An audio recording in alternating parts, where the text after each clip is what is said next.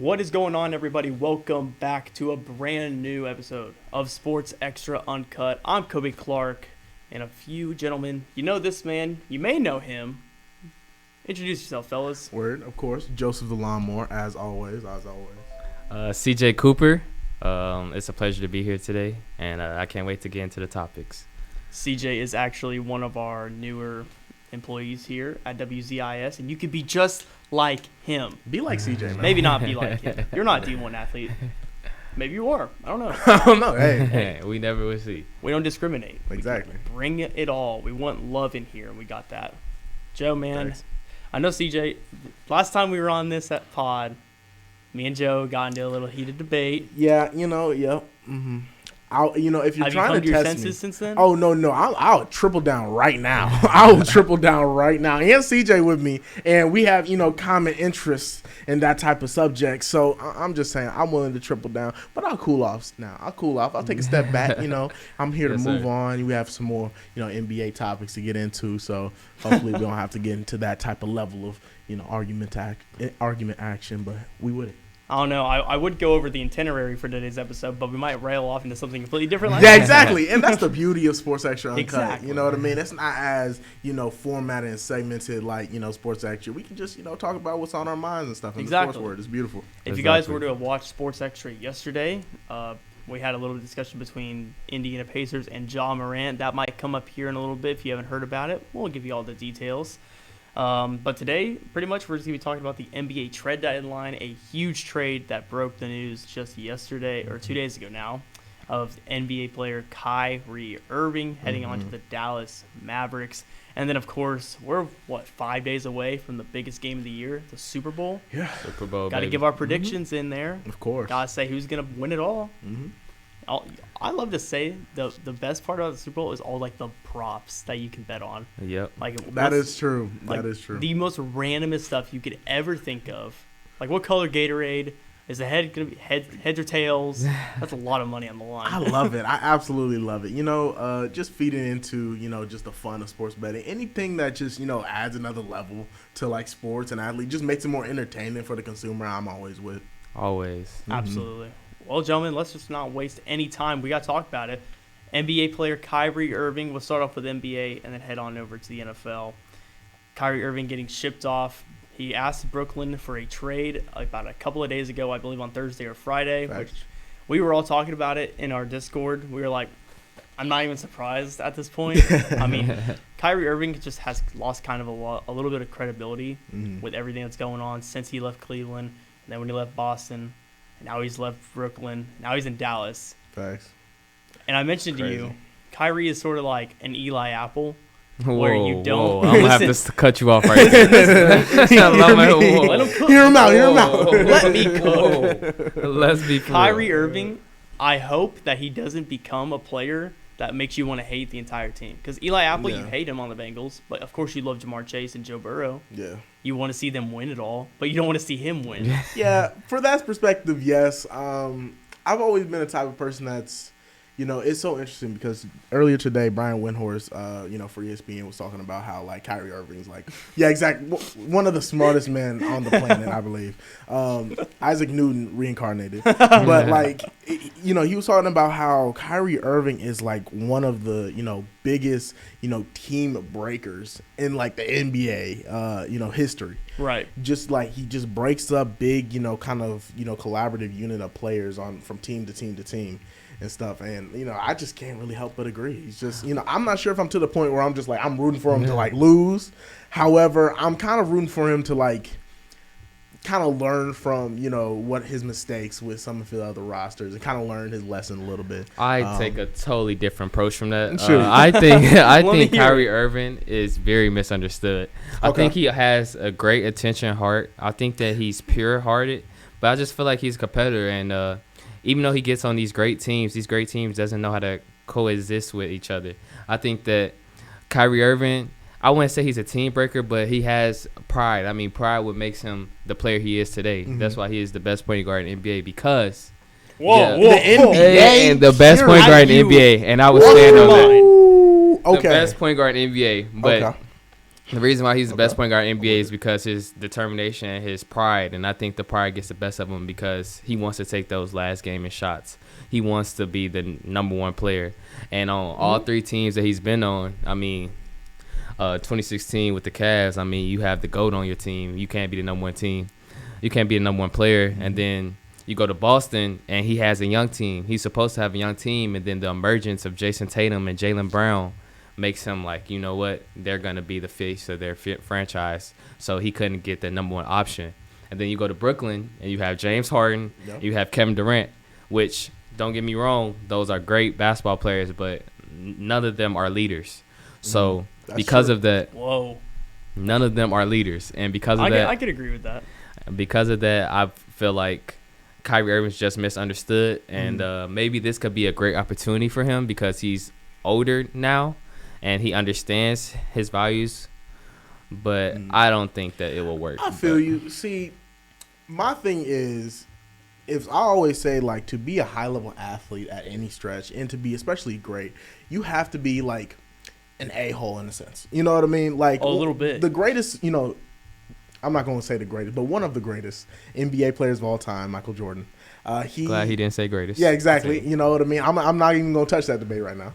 But, like, you know, he was probably the biggest jerk in, like, all of NBA history. But he just wanted more out of this guy. Exactly. He wanted more, but, like, the way that he approached it, he's like, I don't care about your feelings. I don't care about, you know, what's happened to you yesterday, what's going on in your personal life. Like, dude, you going to hoop, like, today, and you're going to do what I tell you to. I'm going to talk, you know, mess to you, whether you on my team or not. You know, just talk all that mess, like Kevin Garnett, for example. Just, like, I feel like every athlete just has, like, kind of like a, you know, kind of edge. It pushes you. An edge. And not to cut you off, but no, you good. If you think about it like this, does that make you a good leader? Do you consider Michael Jordan a good leader? Absolutely. Do you consider Kevin Garnett a good leader? Absolutely. I mean, at the same token, you don't compare to guys like LeBron James as a good leader because he doesn't cuss you out on the floor. He doesn't make you seem little. He doesn't belittle you, but he makes your game goes up. Everybody that plays with LeBron James gets a double contract after they leave. For sure. Go ahead. No, I believe there's just a different stance on it all. There's not just one correct way on how to lead and take that approach. Word. It just depends on how you see fit with the guys surrounding you. Because, I mean, we're not with them. Exactly. They're in the locker room around them almost all day, every day, throughout the season and off season. So really, you got to think with Michael's mentality and how he grew up, it was a little different compared to what LeBron was going through. Word. I completely agree. And, like, how did we get on this debate? Oh, no, I love it. I don't think it really speaks to you as a player how good of a leader you are. And I don't think your leadership, like, goes into, you know, how good of you are as a player on the court. And I say that in this sense because I feel like the leadership that you have kind of goes into, like, is more the responsibility of the general managers than it is the actual players. I agree you know, with because that. Like, you know, you have a person like, you know, perfect example, Kawhi on the Raptors, 2019. Kawhi is not really a leader. He's not going to be that vocal leader. He's going to talk more than what he does in, like, the media. Exactly. You know, we hear all players talk about it. But, you know, the real leader of that squad, that vocal leader that, you know, players rallied behind was Kyle Lowry. Exactly. You know, you think about, you know, the Warriors when they had Kevin Durant. Kevin Durant, you know, and it's obviously, you know, it's related to the Nets. He's not a vocal leader, you know, whatsoever. He just kind of like, I'm going to go out there and hoop. Like, you know what I mean? He's going to give you 35 points a game, and that's about it. Exactly. He's not going to tell you how to be a teammate, or he's not going to check on you after the game. Exactly. But in my opinion, I feel like you should be a good leader to be a star because a lot of guys are not going to follow that role player. You just mentioned Kyle Lowry, but he was an all-star that year. You mentioned Steph Curry. You know what Steph Curry is, the greatest shooter of all time and a top 5 point guard of all time as well. So when we mention this, we are mentioning star players that, of course, they're following behind. Like Kevin Durant came there as a free agent, but he knew that he had to get in line because Steph Curry was the man, but he's taking that step back on the court. But leadership, locker room, everybody looking to Steph to be that guy. And to my point, I feel like you can't be a role player and be a leader. Like, you can be a okay leader, but a lot of guys aren't going to follow that role player because of the fact that they see the court and they're not, like, you're not performing on the court. So why would I follow you and you're not the dominant player on our team? I want to say, when you look back at that Warriors team, I wouldn't even say Curry was the leader. I would say it was Draymond. Okay, exactly. that was a good take. You need a vocal guy who's not as scared of anything. Exactly. I mean, this man will straight up punch a teammate. I was just about to say, he literally goes knock demands respect. He sees the integrity from everyone on that team. You can't – now, you could be a great basketball player, but there's so much of a difference between a scorer and a leader. Yeah, and I feel LeBron's like – both of those. For sure. Kyrie, I don't know. And, like, I kind of disagree to a point where you said that, you know, role players can't be leaders. I mean, like, look at Udonis Haslem. Like, why is his old self on the NBA team? Listen, I feel like, you know, there's a reason because people ain't going to hand out, like, $1 million contracts just for no reason and stuff. So I feel like, you know, you can have, you know, theoretically, you know, I feel like that's, you know, a rare case, but a case of, you know, a role player having that type of leadership role. And I think, like, it really comes with respect from the team, especially and it does kind of like have to do with who you have on the team. Exactly. Because like you can't be like such a vocal leader when you're just like a bench role player who hasn't really accomplished anything and did this, did that. But, you know, if, you know, because like Cam Thomas, he ain't going to be like that vocal leader in that locker room from the Brooklyn Nets in any case of word. KD's just going to be like, I'm Kevin Durant. Like, you know what I mean? Exactly. Get out of my place. I've never seen like Kevin just like, you know, take like that stand up for his teammates and be like, we got to do this and we're going to be great. Yeah. I just haven't seen that ever. I remember Kendrick Perkins was on the JJ Redick podcast, and he was talking about how, like, you know, and this is really funny since, you know, he was on the Thunder theme with Kevin Durant and James Harden, and he always commented on how disconnected it felt like between the players. There was no, like, interconnectedness. It kind of was, like, just show up to work mentality and then just kind of, like, perform. And, like, you know, he would try to, like, have players come and rally behind, you know, a central cause and stuff. Like, try to take them out to dinners, kind of, like, you know, kind of schedule, you know, like, you know, I think it's, like, Boo-Ray or something. That's, like, the big, you know, kind of gambling game that NBA players play and stuff. And, you know, he would try to do it, but, like, there would be, like, kind of a lack of enthusiasm behind it because, you know, you're Kendrick Perkins. You know what I mean? Exactly. And I'm Kevin Durant and I'm James Harden. Exactly. You know, so, like, you know. So they were very young in their career then. Exactly. But they were still, you know, just great players that, you know, they didn't really, you know, kind of respect. Didn't listen. And that goes back to my point where a role player isn't going to get the respect of a star as a leader. I mean, you talk about Udonis Haslem, and he has been in the NBA for 20 years. But the reason why cats respect him is because he wasn't talented, but he still stayed 20 years. But to go off of Kobe's point, he was like the Draymond Green of the Miami Heat from 2010 to 2014, where he was the road dog, where you had to go through Udonis Haslem. He was going to foul you. He was going to hack you. He was going to talk crazy to you. Exactly. But, you know, he was a great player for that. And I think that's why the Miami Heat, the Big Three, won a couple of them championships because LeBron at that stage of his career wasn't a leader. Yeah. Dwayne Wade was the main leader of that team, but Udonis Haslem helped Dwayne Wade become a leader because they drafted around the same time. Udonis Haslem helped Dwayne Wade become a leader. And the Biggie, off your point, the reason why Brooklyn Nets never won anything because they don't have a true leader from no locker room. I mean, KD's not a leader, James Harden's not a leader, and Kyrie Irving is not a traditional leader. He's like go through with the flow, and he wants his time, but he's not a traditional leader. He's not gathering 12 guys around him. I could see him gathering about 3 guys around him and say, you know, we go fight for what we want, but I don't think that he's a traditional leader. So and then like going back into like, you know, just pivoting right back into like the Kyrie thing, you know, and you know, me and Coby were talking about this yesterday and how I kind of felt that, you know, the Brooklyn Nets kind of tried to do too much and go a little bit too like, you know, step over the line in player empowerment because and I think like part of that isn't just because like, you know, these people are free agents. They're kind of just coming to the program and stuff. They don't really, you know, they're not going to be riding. It's no culture. Exactly. They're not going to be riding for the Brooklyn Nets. They're not going to be, like, enveloped in the culture like that. And also, you know, these are just players that, you know, like we said, you know, they don't really have that vocal leadership type of perspective. Uh-huh. And then like, since you don't have that, you kind of, give it to them and then you try to take it away, very rigidly. It's kind of like a, toddler taking away his toys after you just spoil them for, 6 to 7 years. You're just not going to be, they're going to be mad, they're going to leave, they're going to throw tantrums. Right. That's exactly what happened with the Brooklyn Nets and stuff. So, and I think it also goes back to the Brooklyn Nets GM. Like, I think that his player perception and how he can draft is really good. I think that he knows players. I think he knows talent.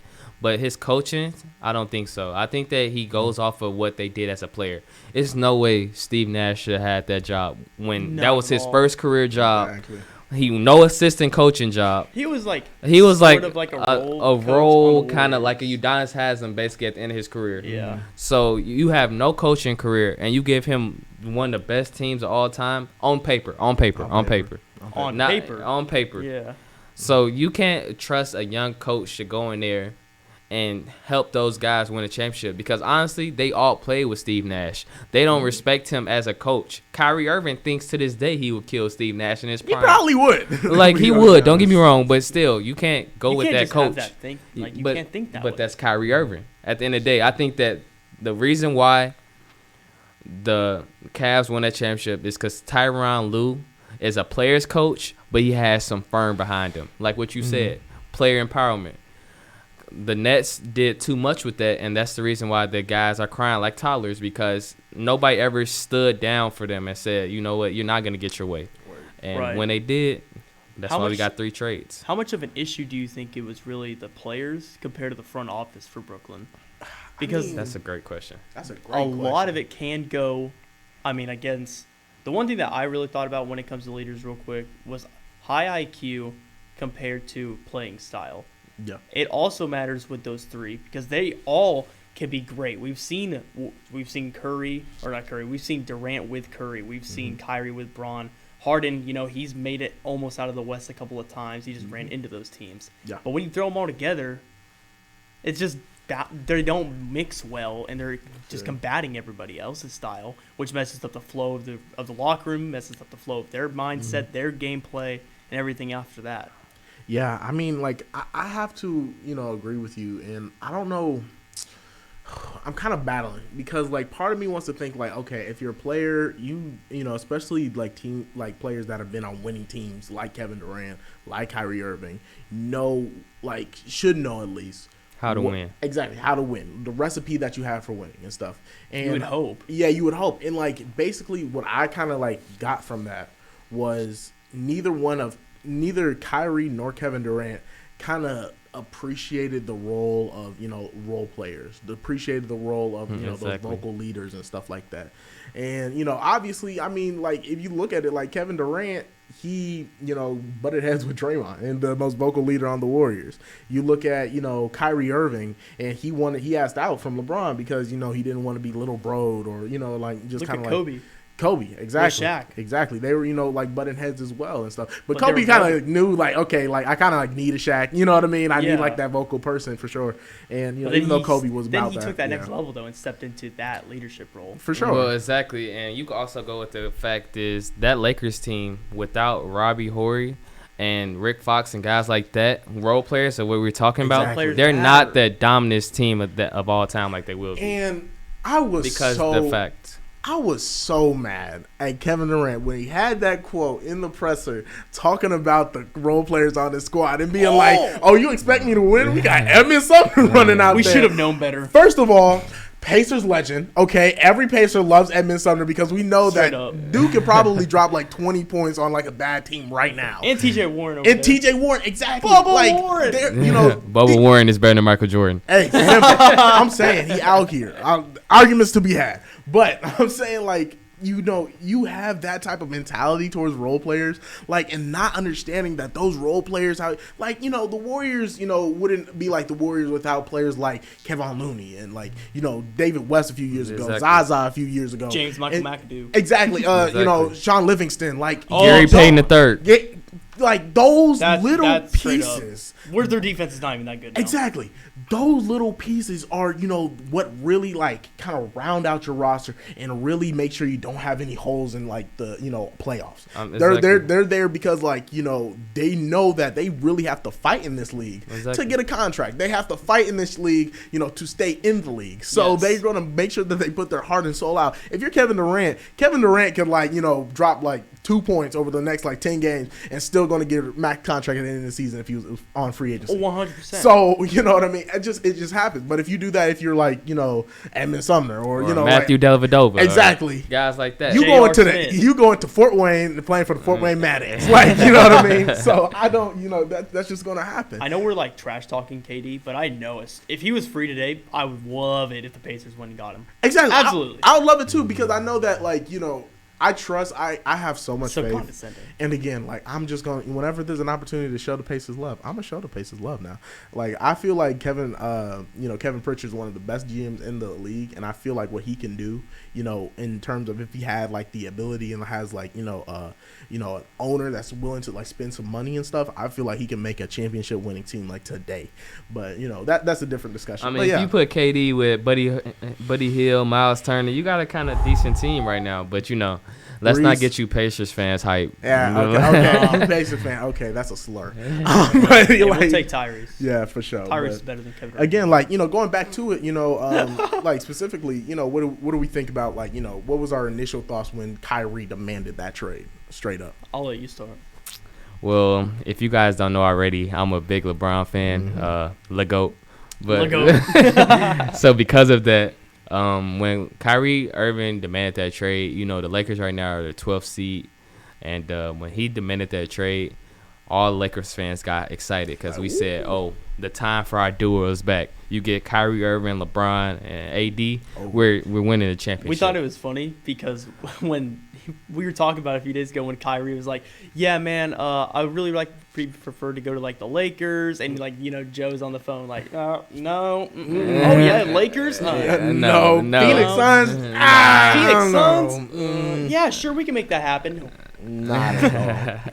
But yeah, like it was crazy because like I was shocked a little bit, and like in hindsight, knowing about the situation, and obviously this is kind of like a testament because like we as like the media and as like fans, the leagues and the front offices, they only kind of let leak what they really want to have leak. You know what I mean? A fantastic situation was like, just recently with the Ja Morant Pacers situation. I feels like, that is something that I'm surprised didn't get leaked sooner. It only came out in an athletics report. But like, I was just surprised that like a team, like a star player like Kyrie Irving is going to leave a winning team, third in the East, third in the hardest conference. You know what I mean? Which is insane. Fantastic. It's honestly just like, insane. I'm out. It's insane because like they were playing really well. I mean, if you guys watched the Sixers versus the Nets game, I mean, they looked like a championship team. I mean, they were starting to get Ben Simmons involved, even though Ben Simmons can be better, but they have been getting him involved. I mean, it was starting to fit around him. I mean, they looked very scary coming into the playoffs with KD, Kyrie, and they also had some really good role players as well. Cam Thompson was Kyrie playing good. I mean, a lot of guys was playing good. DJ. So when he asked for a trade, I was kind of confused as well. Like, I was happy, but I was confused because I feel like his opportunity, his window is kind of closing. I mean, he's 32 years old right now. I mean, he doesn't have that much long in this league.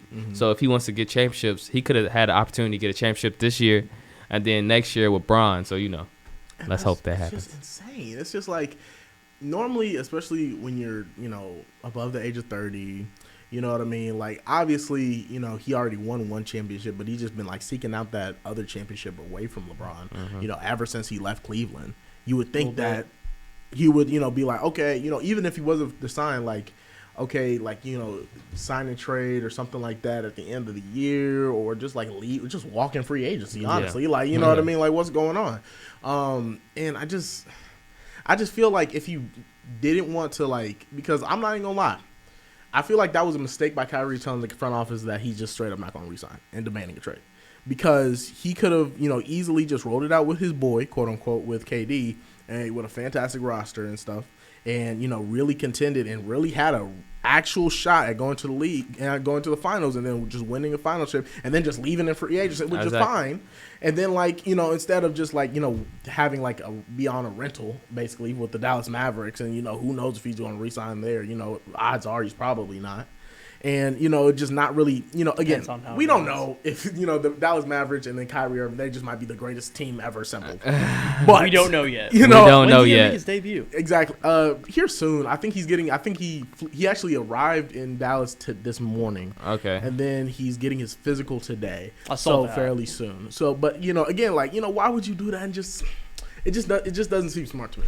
I think, honestly, Kyrie Irving was playing so well this year that, at first in the beginning of the year, they wasn't going to give him a max contract. Okay. And he was playing so well that I think he would have got a max contract in the market because he was playing well. It wasn't no problems after the situation he had.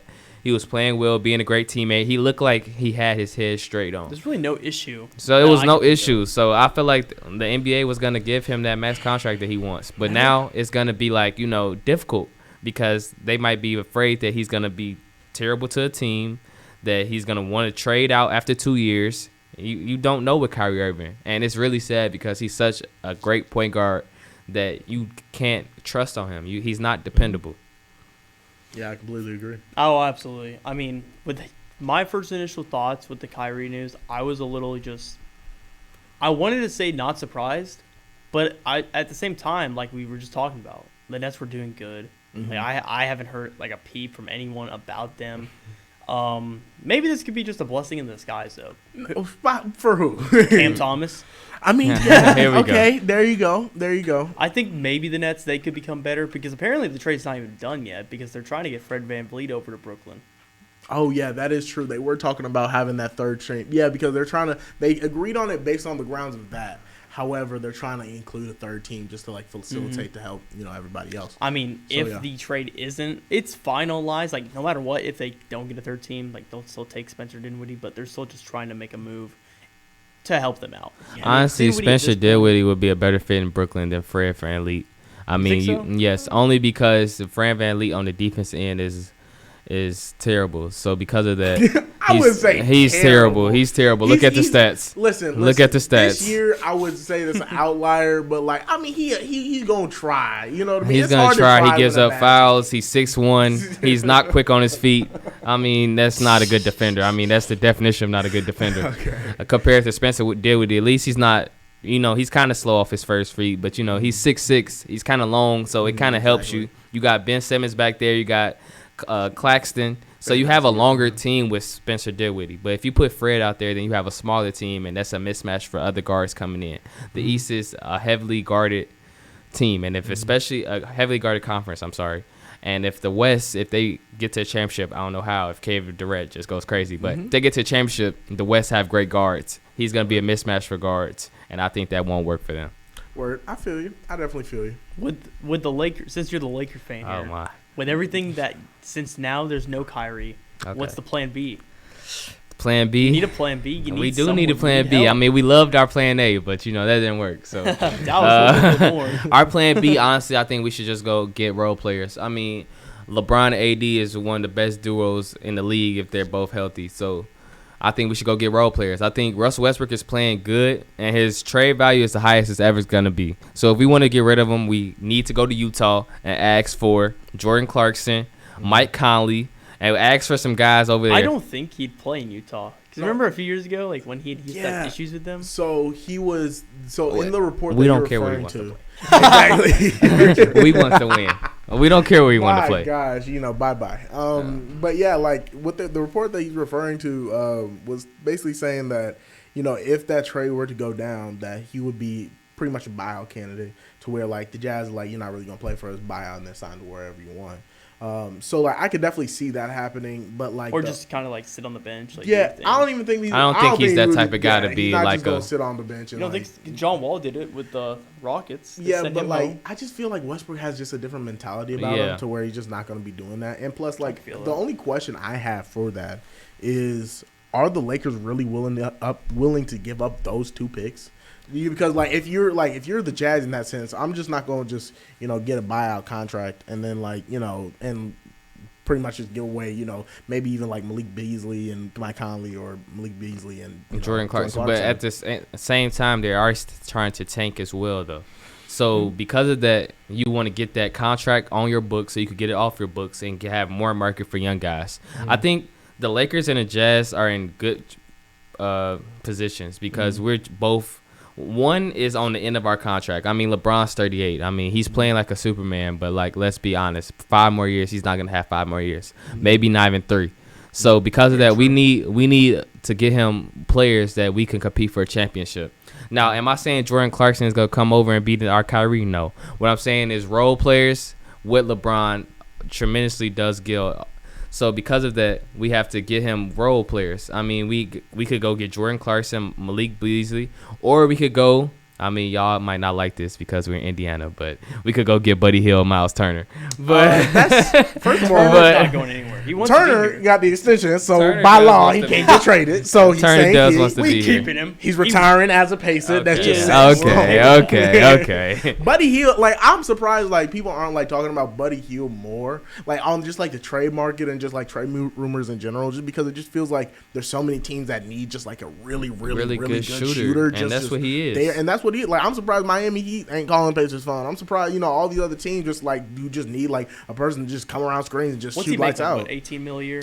I think it's like between like 18 and 20, something like that. So I mean, I think that's pretty much the main reason. But I mean, you could throw in like 1 or 2 bad contracts in a first round pick, and I'm pretty sure the Pacers will take that. I don't know because they're getting better with him, and the team is just looking bright. I'm okay with him staying around the next 2 years. I'm 2 okay. years is crazy. Am I okay with it? Yeah, I'll be okay. But like, I just feel like at this point, especially in this season alone, I feel like, Buddy Hield, your talent could be used in a lot more productive way, on a contender to where like you're the Milwaukee Bucks or or somewhere like that. But I don't think he's ever expressed that feeling. I feel like he does. I feel like that's really. What I don't think he's that type of guy. I don't think he's not gonna go in the media and say I want to get traded. He's not that type of guy. I think he's just keeps his head down, plays basketball. Like he just wants to play basketball. Just a kid from the Bahamas having fun. Yeah, and how old is he actually? Because 30, I remember it like 30, right? I'm pretty sure like it came out that like since he was from the Bahamas that the documents got messed up and he was actually like 2 years older than what he actually was. Is that like after the draft or before the draft? Yeah, after the draft. Oh, that's absolutely funny. Yeah, that happens a lot with a lot of players. Throwback, Yi Jillian.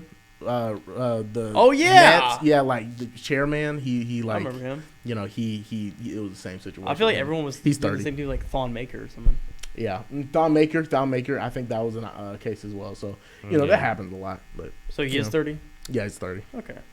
Final thing before we go on, is there any like other trades that other teams need to go make a move for? Because I saw the Kings would make a good deal for someone because they're like they're in the West. Yeah, they're third in the West, which is very surprising. Very surprising. They're third in the West is crazy. I wouldn't have been surprised if they were like a 5th, 6th seed, and I'll be like, okay, pretty good. I wouldn't even be surprised they didn't even make the playoffs. I was not gonna lie, but 3rd seed is definitely crazy. And it's amazing De'Aaron Fox development. Like, man, have you guys seen De'Aaron Fox play recently? Okay. He's an all-star, and for him to be snubbed is ridiculous. Ridiculous. I have been on the De'Aaron Fox, what is it, the hype train for a while now, for a long time. Just because, like, I remember De'Aaron Fox averaged like 25 and like 8 assists. You know what I mean? Like 2 years ago. And was not even an all-star. Those are like all NBA numbers, let alone an all-star. And again, I feel like all-star should be like more of an individual award. And I get it, 2 or 3 years ago, there was a lot of guards in the Western Conference and stuff. So it was just hard for him to make it in there. But in general, I just felt like those type of performances were just going under the radar because he was playing for the Sacramento Kings. Exactly. So, it just kind of was like a situation like that. So what the Sacramento Kings have done, getting Kevin Huerter, who's playing out of his mind. Amazing deal. Amazing deal. He cost me money. The Domantas Sabonis trade, fantastic. What, over or under? I did a parlay with like 8 or 9 players. Mm-hmm. Everyone hit but him, and I needed 10 points. He gave me 7. Oh, wow. Tragic. I hate betting on role players, but but he was going off for like 20 last 2 games. I feel you. So nice. It'd be like that. It'd be like, oh, this player's been, got 15 rebounds the last, blah, blah, blah game. There's no way that he doesn't. And then he's just like, hey, I was messing around with my Christmas money. I was like, hey. Hey, like, let's go grab my money. But yeah, I feel you. So, and then Domantas Sabonis been playing fantastic with the squad. I don't think, the Sacramento Kings have had a guy like Domantas Sabonis in a very long time. A person that's just going to be, try to do everything, very coachable, very, likable among players. Not going to say too much. Just going to go out there, hoop, play really, really good brand of basketball, which he's been, growing around, ever since he was born with Arvydas Sabonis. Yeah. You know what I mean? One of the, most underrated, big men who didn't really play in the NBA ever. Yeah. So, again, I just feel like that's the type of players that you really need for winning. Again, it is kind of a thing where, the West and the people who are at the top of the West, last year, they're kind of, slipping a little bit. Yeah. But I will say that Sacramento, they're playing great, and I'm happy for them, and I'm happy for De'Aaron Fox being as dominant as he is. But I don't think they want to see anybody from that bottom 10. I don't think they want to see the Pelicans. I don't think they want to see the Lakers. I don't think they want to see the Warriors. And I don't think they want to see Portland. I mean, but here's the thing. Portland. Here's the thing. Maybe Portland. I was gassing Portland. Maybe, yeah, right. But, here's the thing, though. Because I feel like even the East and the West, every matchup is going to be very, matchup based on who's going to be the winner. I don't feel like this is going to be like the conferences of the last 2-3 years where it's just okay, the top, whatever teams are just going to move on. That's for, set in stone. That's just going to happen. I just feel like, especially just how the league is constructed now, who's healthy and, who's going to be lined up against, on the other side, come, whenever that ball's in the air. So, I don't know. I feel like it's going to be very matchup heavy, but I definitely feel you, though. I definitely don't think. Agreed. I think the Kings are just going to be happy to be there. They're just gonna be happy. This first year, they're happy to be here. We gonna see what they do in free agency to tell where their program is heading. What are they number 17th year in a row, not making playoffs? 16th or 17th. 16th, I think. Something like that. So they're gonna get there and they're gonna throw a party, but they might lose in the first round. But it's okay. If I'm a Kings fan, I know a few Kings fans. This would probably be their championship. Right now, if the playoffs were to start today, the Kings will be going against the Suns. Ugh. So, which I don't think is a good matchup for them. Booker's still hurt too. So. Booker, but I think he just made it back. He did today or yesterday. Yeah, and then Booker in the playoffs is amazing. I mean, so do they have the defensive personnel to contain Booker and can their offense go? And I mean, you still got to think as much as Chris Paul has been washed this year, you still do not want to see him in a playoff series. Facts, because he's old, he's so experienced, and he's so crafty and gritty that you don't want to see him in the playoffs. So I don't know. I feel like I would want to see a 30-something-year-old Chris Paul right now in the playoffs. I would want to see that against me because based on what happened last year, either I don't think he has it in his tank to have that kind of comeback performance where it's I'm gonna try to get revenge and let everybody know. I feel like he's just going But at the same token, what has Chris Paul showed his whole career? The first round and second round, he looks amazing, and then that's the end rounds. He get bounced, but he looks amazing. Yeah. The first round, I wouldn't want to see him. Now, if you told him the second round, I don't know. But the first round, I mean, look what he did 2 years ago against my Lakers. Yeah. I mean, come on. He nice. Don't get me wrong, but I'm just saying, I want to see his old butt, go against, I like to see him try to keep up with De'Aaron Fox. No, that's a terrible match. Try. Even Kevin Huerter coming across screens, he is going to get winded. He is going to get tired so fast. I don't want to see him if I was the Kings, personally. But going to the trade thing, I think if the Kings trade for, I heard Pascal Siakam, around the Kings. That would be beautiful for the Kings. If Pascal Siakam, because you trade Keegan Murray and some stuff for him. Would you want to trade Keegan Murray? I wouldn't. Yes, goodbye. Really? What for Pascal Siakam? Keegan has to go. Pascal Siakam is like that, and he would look so nice next to Sabonis. Okay, look at that fast break. That fast break, man. Siakam grabbing the rebound. To De'Aaron Fox flying. Yeah, amazing. It's a little scary, I'll say that. It's scary, very scary. Good Lord have mercy. But yeah, again, it's just going to be really, really matchup based, I feel like, when it comes to playoff time. But when in terms of NBA trade rumors and stuff, there's not a whole lot. other than like we can ask the question, what is KD gonna do now? You know what I mean? That's a big, what is he gonna do now? And then I don't think there's any other like real trade rumors like that. Of course, like the Raptors have been kind of in discussion with OG Anunoby. Yeah. For a long time we thought he was gonna be the biggest name like traded coming here. Hopefully, they said that there was one team that traded 3 first-round picks, and I really do believe it was the Pacers that offered those 3 first-rounders for OG. Because, I don't know about that. No. The 3 first-rounders come from Cleveland and one other team, but they're both because the Pacers have 3 first-rounders in this year's draft alone. Oh yeah, I forgot. So like, if you just trade like 2 of those, and I think they're pretty much going to be like 15 to 30 around that mark, and then add like a future first and stuff like that, plus whoever. I feel like that could be enticing offer for. I think we should have drafted him to begin with. Instead of TJ Leaf. What were we thinking? Don't remind me of that guy. The UCLA run we had was absurd. That and like Aaron Holiday was a great pick at the beginning. I really liked it. But wow, where's he at now? Was he riding the bench in Atlanta or something? I don't know where he's at. All I know he's at Atlanta. I mean, yeah, he's riding the bench in Atlanta. I mean, he had a couple good games, but he's in a tough predicament. The whole team is. That just brought up so many negative memories. John Collins is another name that's been floating around. Yeah. We're wondering. Especially about he's got to be Pacers. Yes, there's just so much talk about him. He's been getting in trade talks for like 2 years now. I don't think That's true. I don't think they're pulling the trigger.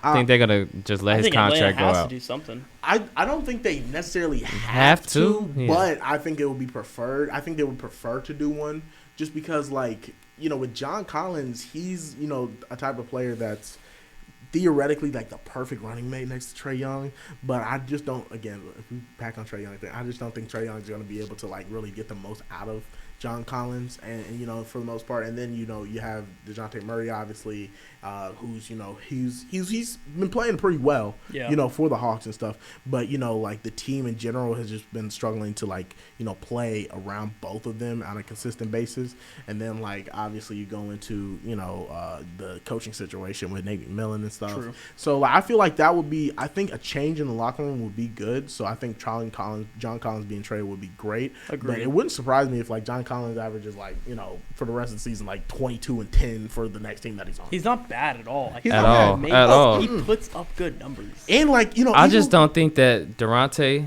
and Trae fits together. They are complete opposites. I mean, Durante needs the ball in his hands. We tried to make it seem like he does need the ball in his hands, but he does. He's not a spot-up shooter. Trae Young is not the shooter that Steph Curry is. So that move for him to be running off screens, that's not him. He is a rhythm shooter. And the reason why he's a rhythm shooter, so that means you need to dribble, you need to get in rhythm, get in motion, then he hits threes. But he's not going to spot up and shoot. Mm-hmm. So that's not going to work. And then John Collins, he's a great talent. But, like, he doesn't fit that system either. So I think they have a lot of bad pieces that are talented. Yeah. It's a bad situation because all of them are talented, but they don't fit together. Yeah. So I think they need a glue guy. It's kind of like the Nets. Whoa. I don't know about that kind of, because like in terms of like offensive players that like kind of come together from their own teams, and I see where you're coming from, but I think with the Hawks specifically, I think it's like a personality and culture issue. Mm-hmm. You know what I mean? I feel like there needs to be a glue guy. There needs to be a Draymond. There needs to be like, just like that old, veteran who's, preferably won some championships. I mean, of course they kind of have that with Justin Holiday that's on their squad because he won a championship with the Warriors, but Justin Holiday actually playing with the Warriors when he won. Exactly. Like, come on. That's what we was just talking about. That we go back on that topic. Yes. That role players not gonna get the respect because they don't contribute on the court. Like we was literally just talking about that. So that's amazing you said that. And I think exactly. And I think the Hawks, try to have that with being like, oh, he's an old veteran who won a championship, but. Context matters. So exactly. It's again. So 2020. Come on now. They need to have a glue guy. I think they were trying to have like DeAndre Hunter be that, which he's that on the court, but I don't think he's that in the locker room. You know what I mean? Yeah. I don't think he's that type of. He's too soft spoken and stuff. Obviously, Trae Young is a big personality. DeJounte Murray is a pretty big personality as well. Murray could be, but he's new. Like, the new guy can't come in and be like, all right, we running stuff, we doing stuff this way, that way. Like, but if LeBron just got in Atlanta, we'd be talking. Exactly. Like, man, you ain't even had, Magic City Wings yet. You trying to run stuff in Atlanta. Get out of here. Extra lemon pepper. Where is he? Exactly. So he's still there. Exactly. He hasn't left. I don't know where. Yeah, exactly. He's just chilling there, having a good time, eating wings. Living life, man. Living life. I swear, man. But yeah, again, so I think they just need a glue guy, but I do think a change of locker room would definitely kind of bring like a breath of fresh air into that type of locker room. You guys know how like the NFL is scripted, the meme? Yeah. I think the NBA is scripted. Okay. If I guarantee you, I would almost want to put money down on this, that eventually Victor Wembanyama, I've said it since the beginning, I think he's going to be a Spur, and it makes so much sense. It does. They've lost 9 in a row. It do. 9 in a row with a Greg Popovich coach team. I was saying whatever. I was saying the same thing too, because I was like, man, form, big guy, very talented, has that type of high ceiling. You know what I mean? That would be a great little kind of like last legacy for Greg Popovich. The guy, David Robinson, David Robinson, Tim Duncan, and then just go to Victor and stuff, and then just try to hand it off into like another like kind of dynasty of nice fundamental foreign players and bigs and stuff like that. I think that would just I feel but like that's sure. It's honestly sad because I think Greg Popovich needs to go. I mean, I get that. He doesn't fit the new NBA. These guys are not like the 2000 guys. You can't coach them the same way. That's a hot take. Greg Popovich needs to go. Needs to go. I think he hasn't been productive since 2017. Wow, but like look what's around him though. Hasn't been productive since 2017. He only has a job because we're going off his name and his resume. If he was if he was anybody else that had that record from 2017 to 2023, he would be packing. Now he would be in Kokomo. Now listen though. Listen. I feel like I completely disagree. But I feel like he's very specific. He's a very specific coach. Because you have to have players that are not only coachable. Like Kyrie and Greg Popovich are not going to mesh well. Even KD and... They could give each other respect all they want, but if you were to ever put them on the same team... Greg's going to let you hear it. Exactly. Greg going to let you freaking hear it. Like, what? I remember when he, some player, I think it was like Keldon Johnson or something, like, he had one of the fastest timeouts in NBA history because Keldon Johnson took a stupid shot, in the beginning, and he's like, timeout. He was like, what the hell are you doing? So, he going to let you hear it and stuff. So Keldon? Yeah, exactly. He's not this new age of, player coach and stuff like that. I do feel like his style of coaching needs to adapt just a little bit, just to be more like a Joe Mazzulla or like a Quinn Snyder or like a Ime Udoka, but in the positive sense. I feel like that type of coaching is what is more productive in this league, just because it gives the front office a little bit more leeway to be like, okay, if, he's just not going to scream out like our star player that we brought in free agency and he gonna win out in the at the trade deadline. So I feel you. It's the reason why it's the reason why no free agents go to San Antonio. Mm-hmm. I mean, San Antonio is a nice place. It's beautiful. It's in Texas. It's a beautiful place. It's the reason why they don't go. Nobody wants to deal with Greg Popovich. Greg Popovich needs to leave. Mm-hmm. Okay. More of the story. I think he just old. More of the story. Retired. I don't think he need to leave. But he needs to leave. More of the story. He's holding Johnson back. Okay. He's holding Keldon Johnson back. Yes. Keldon Johnson is holding Keldon Johnson back. Not. No, he's not. I couldn't even trust him to put up 15. Exactly. Yeah, I'm just saying. All right. Great discussion on NBA today. Hopefully the trade deadline, we have a lot more to be talked about next week. With a lot more players in new places. Next week's going to be fun, too, because we're going to have the Super Bowl to talk about, too. Exactly. Oh, yeah. Last thing to talk about, the Super Bowl. Mm-hmm. The Kansas City Chiefs sit 16-3, the AFC champions, taking on the Philadelphia Eagles, 16-3, NFC champions. Now, I'll throw my prediction out there, and then I'll let you all go back on it. Whatever you guys want to say, I think Patrick Mahomes, you can never count this man out. Don't get me wrong. It's Patrick freaking Mahomes. Yeah. This man will give you nightmares by the way either his brother makes a TikTok or the way he flicks his wrist with a Okay, throat. fair. Patrick Mahomes and the Kansas City Chiefs probably have, without a doubt, best offense in NFL history throughout the last couple of years. It's a great span. He's probably going to end up being a top 2, top 3 quarterback when it's all said and done. However, Their defense holds them back. And I think Philadelphia has a well-rounded team. Yeah. And they have done a phenomenal job with the acquisitions they have made. They have done a great job with the head coach, the wide receiver, A.J. Brown, bringing in Chauncey. They brought in great guys for the D-line since the halfway mark. I mean, this team they're just ready. Now, I don't want to see them win because I don't like Philly fans. But I do want to see Jalen Hurts get that ring. And I think Philadelphia will beat Kansas City 31-27. I have to say, I will 34-27. I take that back. I will continue with my Kansas City, belief that they're going to win this. But it's really hard because I really don't know how consistent the offense of the Kansas City Chiefs is going to be in this game. If they are able to string together 3 full quarters just like consistent offense, win easy. But, when you have a defense like the Eagles you're going against, it's just going to be hard. And, another thing is on the defensive side of the ball for Kansas City, you're going to keep up with Jalen Hurts and the wide receiver weapons that he has. I didn't even mention Miles Sanders. That's going to be hard. Exactly. Like we said, Miles Sanders. Had a resurgence. Exactly. You're going to be tired. You're going to be exhausted. Their O-line's top 2. Exactly. Top 3. And then, you think, you think of all, the running quarterbacks in NFL history. Of course, recently in modern days, you have Lamar Jackson. You have Justin Fields. Now you have Jalen Hurts. And then, in the past, you had Mike Vick. All of those guys, with the exception of one, had, the question of, where are his throwing pieces? You know what I mean? Where are his actual weapons, on the offensive side of the ball? It's like Philly actually has a brain. Exactly. Philadelphia, with the exception of Jalen Hurts. Jalen Hurts is it feels like the only running QB in NFL history to actually have wide receiver weapons that are legit.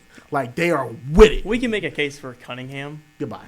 With Randy Moss. Okay. I could like that. I like that a lot. All right. Fine. But I feel like, when it comes to, modern era with a true running QB who's just going to be True. He was pretty big. I mean, he wasn't a running quarterback. Exactly. He was more of a pocket passer. He's shifty, even you can argue Kyler Murray, I guess, a little bit.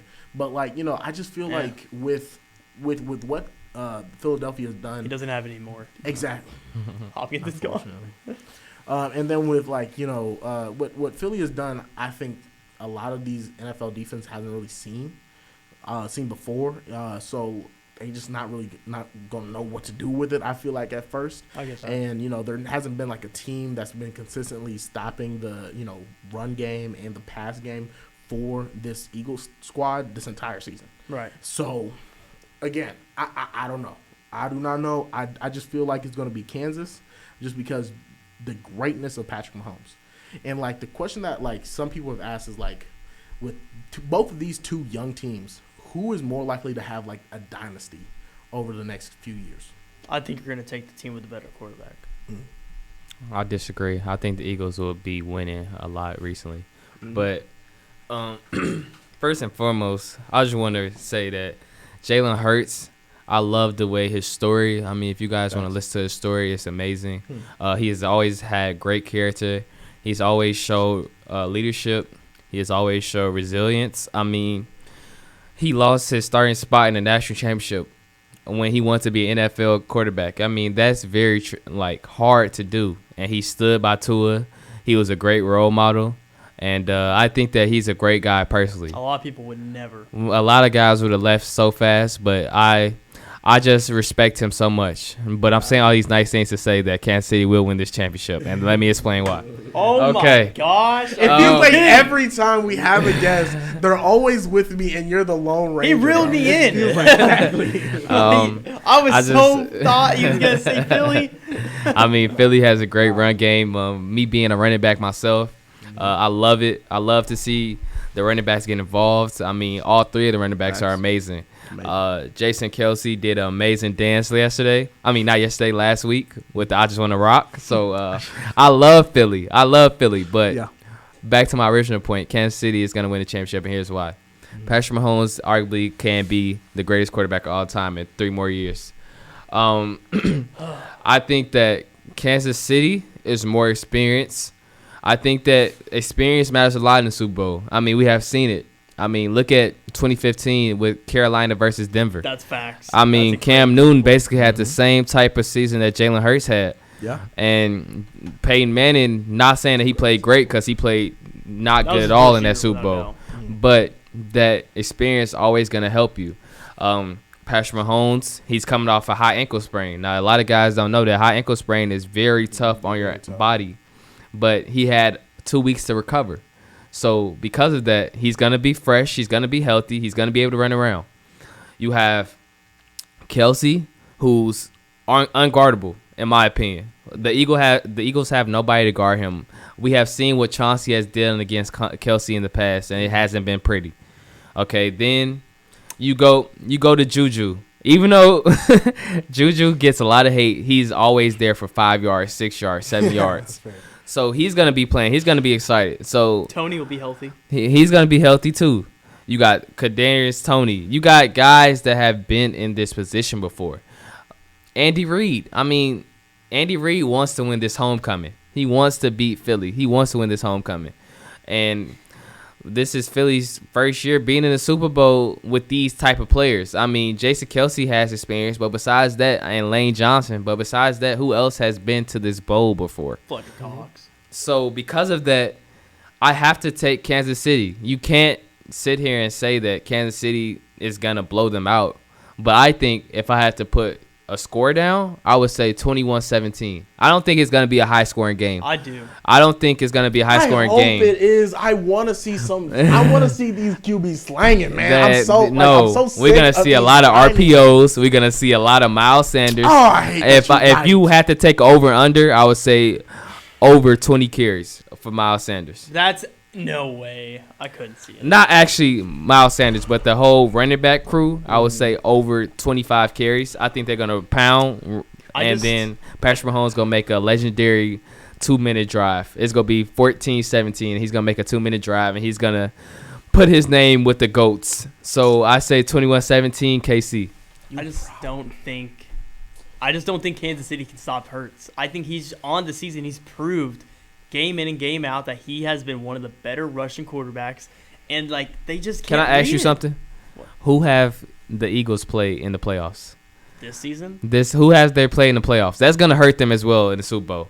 I mean, they played the Giants team. They played probably the best defense in the 49ers. Okay, but the 49ers had Christian McCaffrey throwing the ball. They haven't been faced. that's not they haven't been faced and the Giants with a great team on both sides of the ball. And if you look at their record, if you look at their regular season, they haven't played anybody quarterbackly dominate.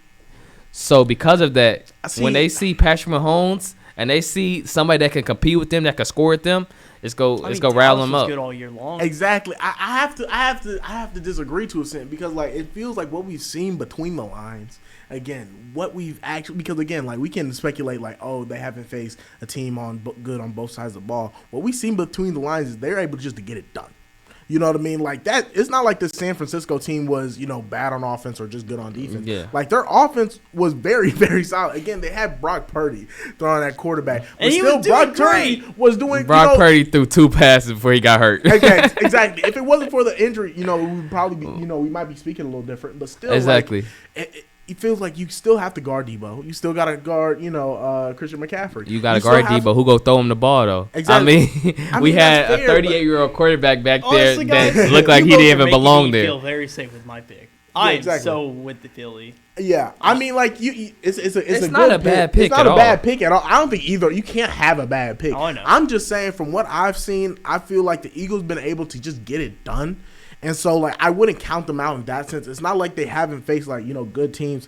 It didn't – because we had that question, when they were, like – I forget what the record was. But they were just dusted through everybody. And just like, okay, how good is the competition that they're actually facing? And then they just started facing some challenging, teams and stuff. And then they just kind of been showing up a little bit. It'd be like, they haven't been going against good defense. And then the defense has been picking up. The offense, that they've been going against, they've been, a little shaky and inconsistent. And to go off your point – to go off Joe's point, you got to think about it like this. I mean, KC has been tested. They have been tested. Yeah. They played against Jamar Chase, T. Higgins. They played against that Cincinnati team that was going in there to try to beat them to get to the Super Bowl. Burrowhead. The Burrowhead. And I was saying that still is Burrowhead. One win don't change anything. They're still 3-1. They're still 3-1 against them. But, right. but besides that, though, I mean, I think it's going to be a tough game. I think A.J. Brown is not the player that Jamar Chase is. I don't think A.J. Brown is not the player that T. Higgins is. So if you put them down, I mean, Devontae Smith is amazing. But I think that Jamar Chase and T. Higgins duo is better than that duo. So they have been tested already. So we can't sit here and say that Jalen Hurts is going to throw for 400 yards and 4 touchdowns. And no, I think that, I mean, think about it. Joe Mixon didn't have a good game either against Cincinnati. He was busy with something else. Yeah. And also, Travis Etienne didn't have a good game against KC. Mm-hmm. So if you think about it, their defense is, we're sleeping on their defense because who they have on the other side of the ball. But let's not forget, their defense have been playing against with some young guys. So they're experienced. They're not experienced, but they have chemistry together. And I think that KC is going to surprise a lot of people this weekend. And they're going to surprise a lot of people this weekend. I think that's positive when you have like young guys that have like fresh legs, fresh mindset. They don't have no baggage in the NFL. They're ready to just kind of go at it. And then you're surrounded by experienced coaching, staff, experienced players in general around you. I feel like that's a really big positive that, I feel it goes overlooked in a lot of sense. I got you. I don't think we're going to be disappointed either way. I think it's going to be one of the best Super Bowls. I think so. I think it's probably going to be better than the last 2 Super Bowls we had. I'm not going to get my hopes up, but I'm gonna just hope. I'm gonna just hope that it's a good game. It's a great episode, guys. Fantastic. CJ, first initial thoughts after being on. Did you like it? What do you think? Man, I love it, man. I love that you guys, we have fresh opinions, fresh thoughts. It's so real. Facts. It's amazing to be here with you guys present, some veterans. I'm a rookie, I guess, but I loved it today, and I can't wait to be back, and I can't wait for the fans to hear me again. So I appreciate it so much. Joe, any more last words before we get on out of here? Thanks, CJ, for coming on. Of course. Go Pacers. Go Pacers, always. Make sure you check out all of our social media. It's right there. At WZIS-FM, the YouTube. This will be re-uploaded so you can watch it back if you want. WZIS-FM. For Joseph, for CJ, appreciate you being on, my brother. Yes, sir. Of course. I've been the Coby Clark. Take care, everyone. Peace.